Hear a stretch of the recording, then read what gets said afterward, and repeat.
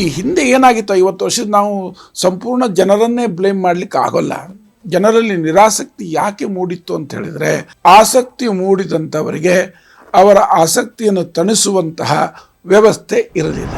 ವೇದದಲ್ಲಿ ಎಲ್ಲಿಯೂ ಸನ್ಯಾಸದ ಕಲ್ಪನೆ ಇಲ್ಲ. ಹೆಣ್ಣು ಮಕ್ಕಳಿಗೋಸ್ಕರನೇ ವೇದ ಕಲಿಸುವಂಥದ್ದು ಒಂದು ಗುರುಕುಲ ಇದೆ. ಕಾವೇರಿ ನದಿ ದಡದ ಮೇಲೆ ಕನಕಪುರದ ಹತ್ರ ಓಂ ಶಾಂತಿಧಾಮ ಅಂತಿದೆ. ಯಾರು ಅಲ್ಲಿ ನೀವು ಯಾವ ಜಾತಿ ಅಂತ ಕೇಳಲ್ಲ, ಯಾವ ಕುಲ ಅಂತ ಕೇಳಲ್ಲ. ವೇದ ಕಲೀಲಿಕ್ಕೆ ಬರಬೇಕಂದ್ರೆ ವೇದ ಕಲಿಸ್ತಾರೆ. ವೇದದ ಬಗ್ಗೆ ಇವತ್ತು ತುಂಬಾ ವ್ಯಾಪಕವಾಗಿ ಚಿಂತನೆ ನಡೀತಾ ಇದೆ. ನಮ್ಮ digital partners Shakti silk route, unity building, JC ರಸ್ತೆ, ಬೆಂಗಳೂರು. ಮನೆಯಲ್ಲಿ ಕುಳಿತು ಬ್ರಾಹ್ಮಣ ವಧುವರ ಮಿಶ್ರಣೆ ಮಾಡಲು ಒಂದು ಸುವರ್ಣಾವಕಾಶ. ಸಂಪರ್ಕಿಸಿ ಅನುರಾಗ ಮ್ಯಾಟ್ರಿಮೋನಿ. ಜಗತ್ತನ್ನು ನೋಡೋಣ ಬನ್ನಿ, ನಮ್ಮೊಂದಿಗೆ ನಡೆಸಿ ಧಾರ್ಮಿಕ ಯಾತ್ರೆ. ನಮಸ್ಕಾರ.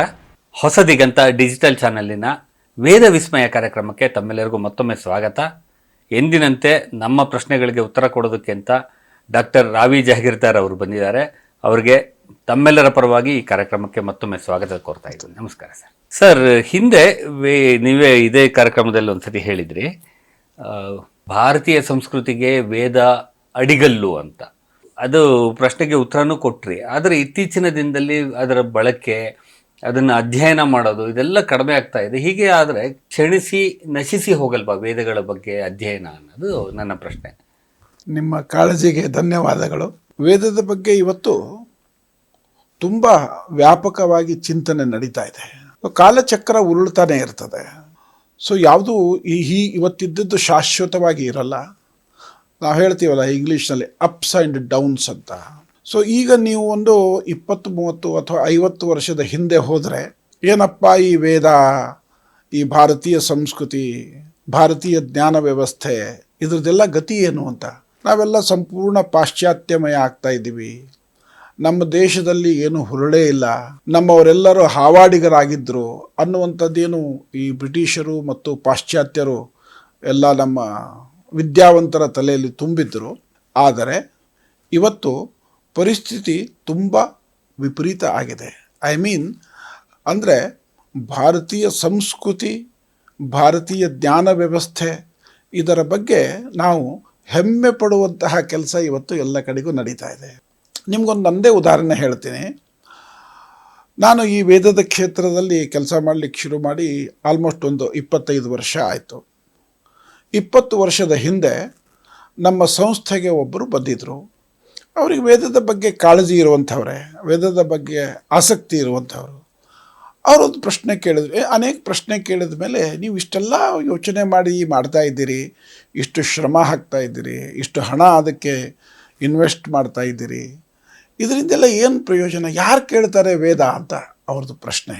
ನಾನು ಅವ್ರಿಗೆ ಹೇಳಿದ್ದು ಬಹಳ ಸರಳವಾದಂಥ ಉತ್ತರ, ಏನು ಯೋಚನೆ ಮಾಡದೆ ಹೇಳಿದಂಥ ಉತ್ತರ ಏನಂತಂದರೆ, ನಾನು ಈ ಕೆಲಸವನ್ನು ಇವತ್ತಿಗೆ ಮಾಡ್ತಾ ಇಲ್ಲ, ಇನ್ನು 20 ವರ್ಷದ ನಂತರಕ್ಕೆ ನಾನು ಈ ಕೆಲಸ ಮಾಡ್ತಾ ಇದ್ದೀನಿ. 20 ವರ್ಷದ ನಂತರ ಯಾರಾದರೂ ಬಂದುಬಿಟ್ಟು 4 ವೇದದ 25,000 ಮಂತ್ರಗಳು ಒಟ್ಟಿಗೆ ಒಂದು ಕಡೆಗೆ ನನಗೆ ಓದ್ಲಿಕ್ಕೆ ಸಿಗುತ್ತಾ ಅಂತ ಪ್ರಶ್ನೆ ಕೇಳಿದರೆ, ಇದೆಲ್ಲ ಓವರ್ನೈಟ್ ಮಾಡುವಂತಹ ಕೆಲಸ ಅಲ್ಲ. ಕನಿಷ್ಠ 10-15 ವರ್ಷದ ಕೆಲಸ ಇದು. ಹಾಗಾಗಿ 20 ವರ್ಷದ ನಂತರಕ್ಕೆ ನಾನು ಇವತ್ತು ಕೆಲಸ ಮಾಡ್ತಿದ್ದೀನಿ ಅಂತ ಹೇಳಿದೆ.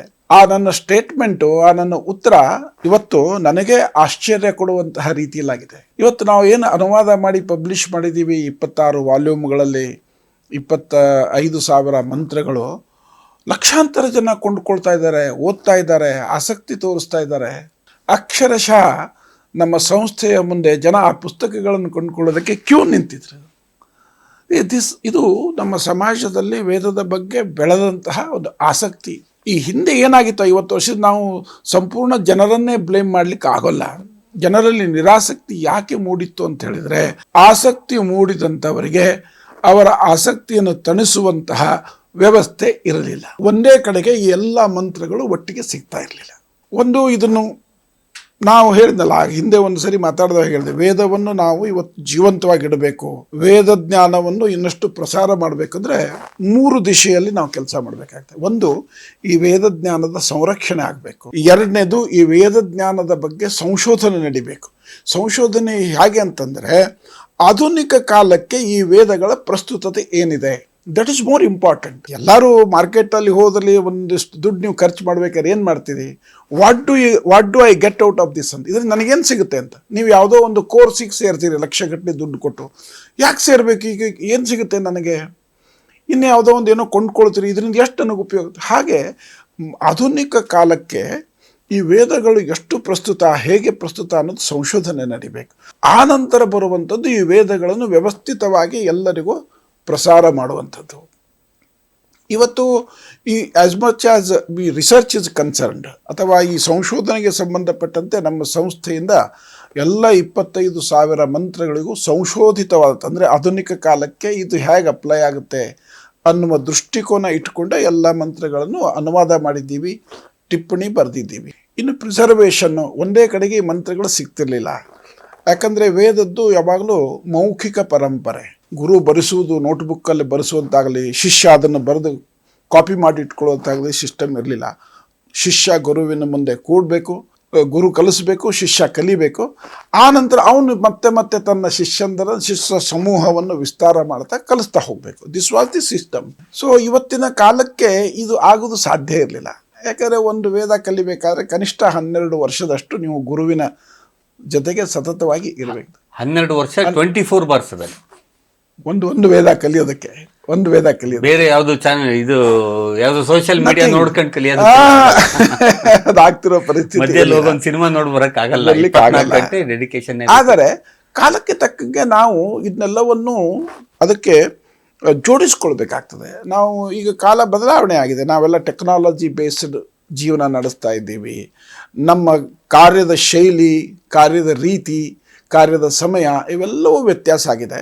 ಸೊ ಈ ಪ್ರಕೃತಿಯ ಬೆಳವಣಿಗೆ ಮತ್ತು ಬಾಹ್ಯ ಪ್ರಪಂಚದ ಬೆಳವಣಿಗೆಯ ಜೊತೆಗೆ ನಮ್ಮ ಶಾಸ್ತ್ರಗಳು ಆ ವ್ಯವಸ್ಥೆಗೆ ಹೇಗೆ ಹೊಂದ್ಕೊಳ್ತದೆ ಅನ್ನೋದು ಕೂಡ ಭಾಳ ಮಹತ್ವವಾಗುತ್ತೆ. ನಾನು ಹಿಂದೆ ಒಂದ್ಸರಿ ನಿಮ್ಗೆ ಹೇಳಿದ್ದು, ಇದೇ ಮಾತುಕತೆಯಲ್ಲಿ ಹೇಳಿದ್ದೀನಿ, ವೇದದಲ್ಲಿ ಎಲ್ಲಿಯೂ ಸನ್ಯಾಸದ ಕಲ್ಪನೆ ಇಲ್ಲ. ವೇದದಲ್ಲಿರುವುದೆಲ್ಲ ಭೋಗ ಅಂತ, ಸಾತ್ವಿಕ ಭೋಗ, ಆನಂದ ಪಡುವಂತಹ ಭೋಗ ಇದೆ. ಹಾಗಾಗಿ ಇವತ್ತಿನ ದಿವಸ ಇದನ್ನು ಪ್ರಸಾರ ಮಾಡುವಂಥದ್ದು ಕೆಲಸ ಬಹಳ ಮುಖ್ಯ ಆಗಿದೆ. ಮತ್ತು ಪ್ರಸಾರ ಮಾಡೋಕ್ಕೆ ತುಂಬ ವ್ಯವಸ್ಥೆಗಳು ನಡೀತಿದೆ. ಅದು ಜನರಲ್ಲಿ ಎಲ್ಲರಿಗೂ ಗೊತ್ತಾಗಲ್ಲ, ಕ್ಷೇತ್ರದಲ್ಲಿ ಇದ್ದವ್ರಿಗೆ ಗೊತ್ತಾಗುತ್ತೆ. ಈಗ ಒಂದು ಉದಾಹರಣೆ ನಿಮ್ಗೆ ಹೇಳಬೇಕಂದ್ರೆ, ಈಗ ರಾಷ್ಟ್ರೀಯ ಸ್ವಯಂ ಸೇವಕ ಸಂಘದಿಂದ ಚೆನ್ನೇನಹಳ್ಳಿಯಲ್ಲಿ ಒಂದು ವೇದ ವಿಜ್ಞಾನ ಗುರುಕುಲ, ಆಮೇಲೆ ಮಂಗಳೂರು ಸೌತ್ ಕೆನರಾ ಜಿಲ್ಲೆಯಲ್ಲಿ ಕಲ್ಲಡ್ಕದ ಹತ್ತಿರ ಒಂದು ಹೆಣ್ಣು ಮಕ್ಕಳಿಗೋಸ್ಕರನೇ ವೇದ ಕಲಿಸುವಂಥದ್ದು ಒಂದು ಗುರುಕುಲ ಇದೆ. ಅಲ್ಲಿ ಕಲಿತು ಬಂದಂತಹ ವಿದ್ಯಾರ್ಥಿಗಳು ಇವತ್ತು ನಾನಾ ರೀತಿಯಲ್ಲಿ ವೇದವನ್ನು ಪ್ರಸಾರ ಮಾಡ್ತಿದ್ದಾರೆ. ಅವರು ಆ ವೇದದ ಜೊತೆಗೆ ಆಧುನಿಕ ಜ್ಞಾನವನ್ನು ಕಂಪ್ಯೂಟರ್ ಬಗ್ಗೆ ಕಲಿತಾರೆ, ಇಂಗ್ಲೀಷ್ ಕಲಿತಾರೆ, ಮ್ಯಾಥಮೆಟಿಕ್ಸ್ ಕಲಿಸ್ತಾರೆ, ವೈಜ್ಞಾನಿಕ ಇದನ್ನು ಕಲಿತಾರೆ, ಚರಿತ್ರೆ ಕಲಿತಾರೆ. ಇವೆಲ್ಲವನ್ನು ಒಟ್ಟಿಗೆ ರೂಢಿಸಿಕೊಂಡು ಬೆಳೀತಾ ಇದ್ದಾರೆ. ಅದೇ ರೀತಿಯಲ್ಲಿ ಕಾವೇರಿ ನದಿ ದಡದ ಮೇಲೆ ಕನಕಪುರದ ಹತ್ರ ಓಂ ಶಾಂತಿಧಾಮ ಅಂತಿದೆ. ಒಬ್ಬರು ಆರ್ಯ ಅಂತ, ಅವರು ಕರ್ನಾಟಕದಲ್ಲಿ ಈ ಥರದ್ದೊಂದು ಐಡಿಯಲ್ ಗುರುಕುಲ ಕಟ್ಟಬೇಕು ಅಂದರೆ ಅದು ನದಿಯ ದಡದ ಮೇಲೆ ಇರಬೇಕು, ಕಾಡಿನಲ್ಲಿರಬೇಕು. ಅವರು ಯಾವುದೋ ಒಂದು ಆಫ್ರಿಕನ್ ದೇಶದಲ್ಲಿ ಸಿವಿಲ್ ಇಂಜಿನಿಯರ್ ಆಗಿ ಭಾಳ ಸಕ್ಸಸ್ಫುಲ್ ಸಿವಿಲ್ ಇಂಜಿನಿಯರ್ ಆಗಿದ್ದಂಥವ್ರು. ಅವರು ಇಲ್ಲಿಗೆ ಬಂದು ಸುಮಾರು 3-4 ವರ್ಷ ಇಡೀ ಕರ್ನಾಟಕದ ಎಲ್ಲ ಸ್ಥಾನಗಳಲ್ಲಿ ಹುಡುಕಿ ಕೊನೆಗೆ ಅಲ್ಲೊಂದು ಗುರುಕುಲ ಶುರು ಮಾಡಿದರು. ಮುತ್ತತ್ತಿ ಹತ್ರ ಓಂ ಶಾಂತಿಧಾಮ ಅಂತ.